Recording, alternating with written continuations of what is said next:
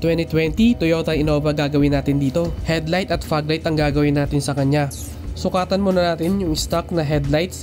Umabot naman ng 300 lux at 8 meters. Since S40 yung gagamitin natin sa kanya, kailangan natin lakihan yung butas para maiurong natin yung projector. At kailangan din i-align muna natin yung high beam doon sa cut-off line ng low beam. Kailangan pumatong yung high beam natin dyan sa cut-off line. Hindi sobrang taas, hindi sobrang baba. Ganun din dapat sa kabilang side. I-check lang din natin kung magtatapat silang kabilaan. S40 by LED projectors, 6000 Kelvin na meron yellowish na hotspot. Yung hotspot, yun pa yung pinakamaliwanag na part. Usually nasa gitna po yan. 70 watts ito with high beam function. More on performance yung ginawa natin dito kasi galing pa ng Pampanga. Laging highway yung dinadaanan kaya kailangan long throw yung ating ilaw. Plug and play lang yung mga sockets natin. Wala tayong pinutol sa wiring harness. May dinagdag na rin tayo dyan na ventilation para hindi mag-moist. Pati high beam nag-upgrade tayo ng LED. Laser projector fog lamps naman para mas malapad. Mas malakas yung ilaw sa foreground.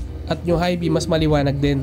Ganito nga pala itsura ng connections natin sa likod ng headlight. Kayo na lang humusga. Pati na rin yung pagkakasil ng headlights. Clean and simple build lang ginawa natin dito. Iris na shroud lang yung nilagay natin para walang kaarte-arte at hindi nakakasawang tignan. Naglagay na nga rin pala tayo dyan ng amber na park lights. At yung mga ilaw natin naka-align at naka-level na rin para di tayo makasilaw or makabulag sa ating kasalubong. Umabot tayo ng 1,300 lux. Nasa bandang baba yung hotspot ng ating fog light. Papansin yan pagka nagdadrive na sa foreground yung liwanag ng ating fog lights. Pati na rin sa gilid-gilid. Good combination ito yung ating S40 na by LED projectors na concentrated naman yung liwanag sa gitna. 3,000 lux at 8.5 meters. Mas malayo maaabot nito. Nakakatulong kasi yung ganitong ilaw lalo na pagka high speed yung takbo natin. Kahit hindi ka pa naka-high beam ay makikita mo ng malinaw yung mga bagay-bagay dun sa harapan mo. Mas nagiging efficient din yung pagdadrive at syempre mas safe kasi mas makikita mo ng malinaw yung kalsada. Kung interested kayo mag-avail, dito na ako sa La Loma, Quezon City.